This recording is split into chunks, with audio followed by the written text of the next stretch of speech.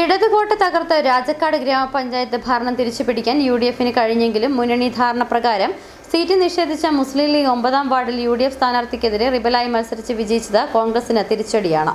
മുമ്പോട്ട് യുഡിഎഫുമായി സഹകരിക്കണോ എന്നത് ലീഗ് നേതൃത്വവുമായി ആലോചിച്ച് തീരുമാനമെടുക്കുമെന്നും സ്വതന്ത്രനായി മത്സരിച്ച് വിജയിച്ച സുധീർ കോട്ടക്കുടിയിൽ പറഞ്ഞു. തെരഞ്ഞെടുപ്പുമായി ബന്ധപ്പെട്ട് സീറ്റ് ചർച്ച നടക്കുന്ന സാഹചര്യത്തിൽ തന്നെ ഇടുക്കിയിൽ മുസ്ലിം ലീഗുമായി കോൺഗ്രസ് ഇടഞ്ഞിരുന്നു.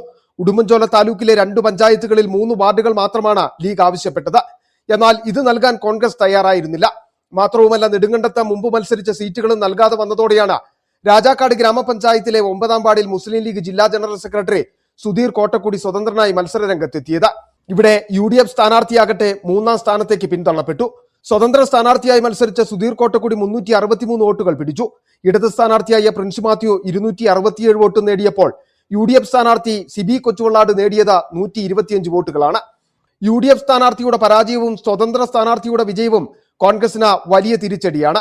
വിജയിച്ചതിൽ ഏറെ സന്തോഷമെന്നും വാർഡിലെ ജനങ്ങൾക്ക് വേണ്ടി പ്രവർത്തിക്കുമെന്നും സുധീർ കോട്ടക്കുടി പറയുന്നു. ജനങ്ങളുടെ ഒരു സപ്പോർട്ട് നല്ല രീതിയിലുണ്ടായിരുന്നു. ജനങ്ങളുടെയൊക്കെ ആവശ്യപ്രകാരമാണ് മത്സരിച്ചത്. പിന്നെ 2 മുന്നണികൾക്ക് എതിരായി മത്സരിച്ചതിനേക്കാളുപരി ഒരു പ്രത്യേക സാഹചര്യത്തിലാണല്ലോ നമ്മൾ മത്സരരംഗത്തേക്ക് വരേണ്ട വന്നത്.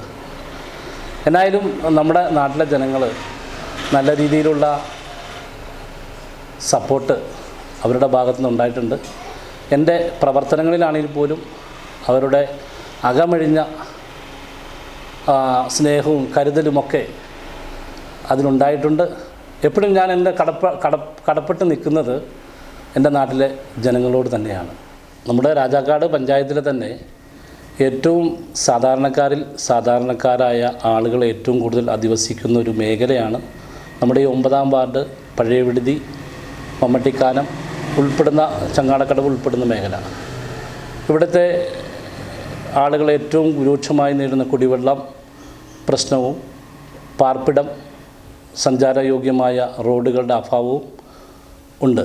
അപ്പോൾ അതിന് എന്നാൽ കഴിയുന്ന വിധം ഗ്രാമപഞ്ചായത്തും ജില്ലാ പഞ്ചായത്തും അടക്കമുള്ള ത്രിതല പഞ്ചായത്ത് സംവിധാനങ്ങളെ ഉൾപ്പെടുത്തിക്കൊണ്ടും സംസ്ഥാന ഗവൺമെൻറ്റിൻ്റെയൊക്കെ ഫണ്ടുകൾ പരമാവധി കൊണ്ടുവരാൻ ശ്രമിക്കും. ഈ നാട്ടിലെ ജനങ്ങളോടൊപ്പമായിരിക്കും ഞാൻ പ്രവർത്തിക്കുക. അതേസമയം ലീഗ് എന്ന നിലയിൽ യുഡിഎഫുമായി സഹകരിക്കുമോ എന്ന ചോദ്യത്തിന് നേതൃത്വവുമായി കൂടിയാലോചിച്ച് തീരുമാനിക്കുമെന്നായിരുന്നു മറുപടി. ലീഗിൻ്റെ ജില്ലാ കമ്മിറ്റിയുടെ നിർദ്ദേശാനുസരണമാണ് ഞാൻ മത്സരരംഗത്തേക്ക് വന്നത്. അപ്പോൾ ജില്ലാ കമ്മിറ്റി തന്നെ ജില്ലാ കമ്മിറ്റിയുടെ തീരുമാനമനുസരിച്ചുള്ള പ്രവർത്തനങ്ങളായിരിക്കും മുന്നോട്ടുണ്ടാവുക. City vision, Rajakkad.